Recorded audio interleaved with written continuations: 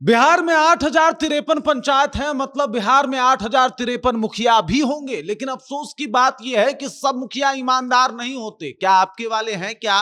क्योंकि देख लीजिए, ईमानदारी का फल मिलता है। और एक ऐसा मुखिया जो आज तक अपने पंचायत से बाहर नहीं जा पाए थे, उनको दिल्ली बुलाया जाता है। गणतंत्र दिवस के परेड में मुख्य अतिथि बना के उनको सम्मानित किया जाता है। और यहां से चर्चा शुरू होती है कि साहब मुखिया हो तो प्रदीप कुमार जैसा हो। आखिरकार क्या कर दिया था ऐसा प्रदीप कुमार ने, जिसकी वजह से उनको सम्मानित किया गया और उसके बाद पूरे बिहार में उनका उदाहरण बना। पूरा साहबाद जो है वो एकदम से उनके लिए खुश है और कह रहा है कि साहब मुखिया हो तो ऐसा हो, क्योंकि जिस तरीके से काम कर रहे हैं ये वाकई काबिले तारीफ है। अब पूरी कहानी क्या है सब कुछ आपको विस्तार पूर्वक बताएंगे, समझाएंगे। मुखिया जी का ऐसा क्या कारनामा रहा, इसके बारे में भी आपको जानकारी देंगे। लेकिन उससे पहले मेरा परिचय जान लीजिए। मेरा नाम है रजत और आप जनता जंक्शन देख रहे हैं। देख लीजिए, ये तस्वीरें आपके सामने हैं और सब कुछ स्पष्ट है। ये जो आपको दिखाई दे रहे हैं ये मुखिया जी हैं और ये मुखिया जी कहां के हैं वो भी आपको बता देता हूं। ये साहाबाद क्षेत्र के कैमूर जिले से सिसोदा पंचायत के मुखिया हैं, जिनका नाम है प्रदीप कुमार सिंह। और ये इकलौते जनप्रतिनिधि हैं साहाबाद क्षेत्र से जिनको बुलाया गया कहां पे, आप देख सकते हैं, गणतंत्र दिवस के परेड में। गणतंत्र दिवस के परेड में मुख्य अतिथि के तौर पे, बतौर विशिष्ट अतिथि के तौर पे इनको बुलाया गया और यहां पे इनको सम्मानित किया गया। इनसे पूछा गया कि अच्छा बताइए, इससे पहले कभी आप दिल्ली गए थे? इन्होंने कहा नहीं, हम गांव के काम में ही उलझे रहे और लगातार गांव के लिए ही हम काम करते रहे। अब इस वजह से मुखिया जी की खूब वाहवाही हो रही है। हालांकि पूरे बिहार से 10 लोगों को चुना गया है और 10 लोगों को सम्मानित भी किया गया, लेकिन इन मुखिया की बात ही अलग है।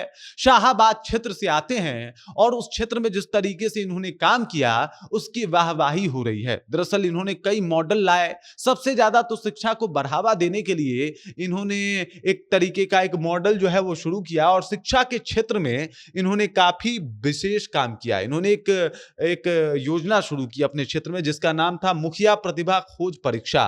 और इसमें जो है जो भी विशिष्ट छात्र होते थे, जिनका अंक, जिनका मार्क्स बढ़िया होता था, उनको सम्मानित किया जाता था, उनको मेडल दिया जाता था और पूरे पंचायत में जो है उसके नाम के पर्चे छपते थे। और ये सब कुछ होता था जो एकदम से वहां के जितने भी बच्चे थे उनमें शिक्षा को लेके बहुत ज्यादा एक तरीके से बल देता था। और ये सब कुछ की वजह से मुखिया जी की खूब तारीफ हो रही है। मुखिया जी को सम्मानित किया जा रहा है। मुखिया जी के बारे में बताया जा रहा है कि साहब अगर काम ऐसा हो तो बतौर एक मुखिया भी आप दिल्ली जा सकते हैं और बतौर एक विशिष्ट अतिथि के तौर पे जा सकते हैं। इनके बारे में कहा जाता है कि साहब बहुत ही मेहनती हैं, 10 सालों से लगातार अपने पंचायत के बारे में सोचते हैं और काम करते हैं। इसके अलावा कोई इनको घूस दे के काम नहीं करवा सकता। इनसे पूछा गया कि आपके साथ भी घूस वाला कुछ मामला होता है क्या, तो इन्होंने कहा देखिए घूस तो सब जगह है। अब जैसे कि कई लोगों के पक्के मकान हैं लेकिन वो भी चाहते हैं कि इंदिरा आवास का पैसा उनको मिल जाए। वो कहते हैं कि घूस ले लीजिए मुखिया जी, कुछ पैसा ले लीजिए मुखिया जी और हमको मकानवा दे दीजिए।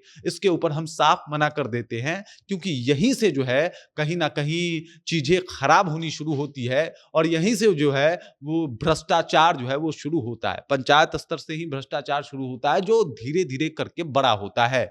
अब इनके विचारों को सुनने के बाद एक बार जरा विचार कीजिए कि आपके यहाँ के मुखिया जी कैसे हैं। अगर वो इतने ही ईमानदार हैं तो वो वहां पे क्यों नहीं पहुंचे, इसके पीछे का कारण क्या है, ये जरा पूछिएगा अपने मुखिया जी से कि अगर वाकई आप ईमानदार थे तो क्यों नहीं पहुंचे, आपके पास योजनाएं ऐसा क्यों नहीं थी, और क्या आपके मुखिया जी पैसा लेके इंदिरा आवास पास करवा देते हैं क्या? कमेंट करके अपना विचार जो है हम तक पहुंचा दीजिए। बाकी आप देख रहे हैं जनता जंक्शन और मेरा नाम रजत है।